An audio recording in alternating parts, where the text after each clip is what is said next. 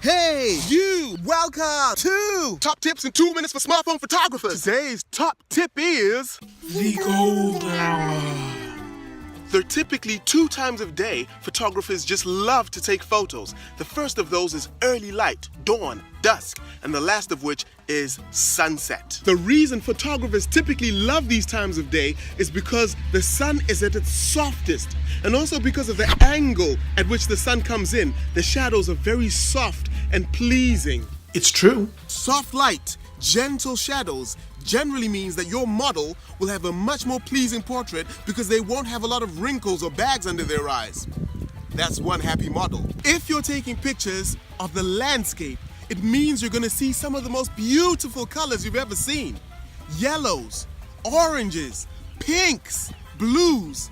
Fantastic. Shooting photos during the golden hour also means typically there's not a lot of people about, which means that you can shoot happily with very few interruptions. But be careful, the golden hour doesn't last very long, so when you arrive, get shooting straight away. Don't waste any time, and you'll be good. Hope you found that useful. If you did, subscribe, leave me a like, and remember that it's not how good you are, it's how great you're becoming. Keep snapping, and something terrific will happen.